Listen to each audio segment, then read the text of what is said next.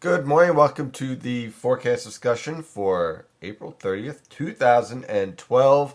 It is the last day of April. We're starting to get ready to go into May, and it's going to get pretty warm, as I promised, for the first couple of weeks of May. So let's take a look at the forecast. It is currently 8:55 a.m. and as you can see, our temperatures are a little bit chilly as normal. We have temperatures in the upper 30s over portions of northeastern Pennsylvania and the Hudson River Valley, even portions of northern New Jersey here. The rest of the region ranges from the lower to mid 40s as you move over the northern suburbs of Philadelphia, northern New Jersey, and Connecticut, and then upper 40s to lower 50s over the New York City metropolitan area, and of course central and southern New Jersey and the Philadelphia metropolitan area, which is pretty much on par for this time of year, especially when you consider a high pressure system is sitting right over the northern mid-Atlantic. And you know that because the winds are light and variable and calm over much of the region. But that is going to change as we move on through this afternoon. Taking a look at the surface map, you can see again high pressure is sitting right over eastern Pennsylvania.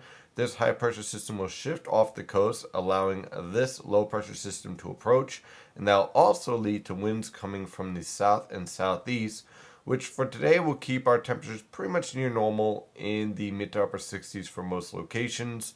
Could see a few lower 70s here and there over extreme southern New Jersey, but for the most part will be near normal, lower to mid 60s over the interior, mid to upper 60s over the urban areas like in Philadelphia and around Newark, New Jersey. Taking a look at the infrared satellite picture, you can see again high pressure shifting off the coast slowly but surely. We have our active subtropical jet stream down here. It's going to remain to the south.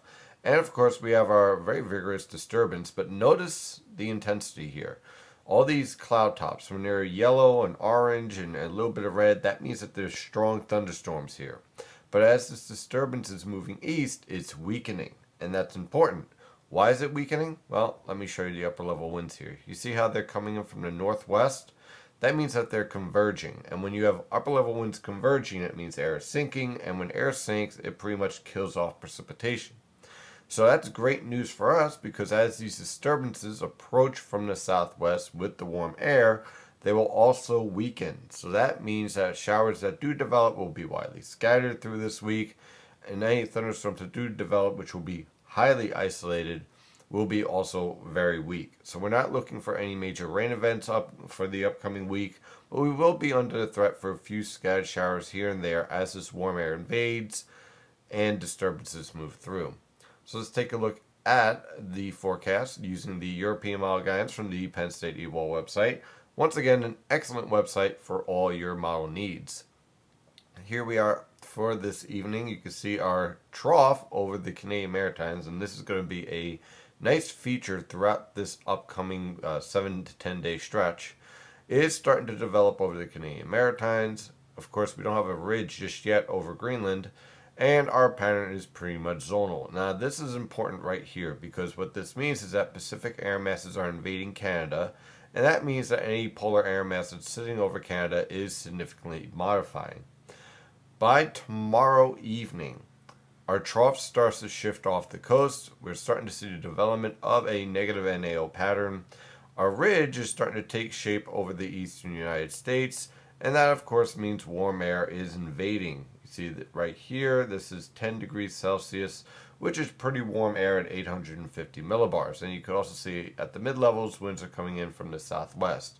So tomorrow, look for widespread mid to upper 60s over the along the coast and over the far interior, upper 60s to lower 70s over the Philadelphia and New York City metropolitan area. Moving in for the rest of the week, warm air invades and pretty much takes hold for Wednesday, Thursday, and Friday. We're talking about temperatures in the mid 70s to lower 80s for highs. And also notice that we have a nice ridge over the east, and it's going to produce rather tranquil weather conditions. Again, you're going to be dealing with a few of these rogue disturbances. You can see that right here. You see this little kink here and a little one right here. These are weak disturbances, very weak, but they will have the potential of producing some isolated to widely scattered showers. Again, not a washout, just a threat. Otherwise, you're going to be dealing with temperatures pretty much above normal. Again, the mid 70s to lower 80s. Wouldn't be surprised if we even see a few mid 80s over the Delaware River Valley, like around Trenton and around Philadelphia and Camden, New Jersey. Those locations. Now, as we move in through the weekend, though, we start to see a little bit more influence from a trough over southeastern Canada. And that does mean our temperatures get knocked down just a bit. Instead of 20 degrees above normal, they end up more in the mid to upper 70s. And we're going to have a higher threat for a couple of these disturbances coming in from the Great Lakes and swinging through the northern mid-Atlantic, increasing the potential for a few scattered showers and isolated thunderstorms as we move into next week. But again, no major rain events, no major storms at all. Pretty much a typical late spring pattern. I do want to point out that all the cold air is locked up in Canada and remaining well north of Canada, and there really isn't much of a transport to the south into the northern mid-Atlantic of this colder air. So pretty much what we can expect is temperatures remaining above normal and the weather pattern featuring pretty much dry conditions. So that's your forecast discussion for today. Of course, I'm your meteorologist, Stephen DiMartino. You can always trust in the latest weather discussion and the latest weather information at nynjpaweather.com and nynjpaweather on Twitter and Facebook. Have a wonderful day. Stay safe out there.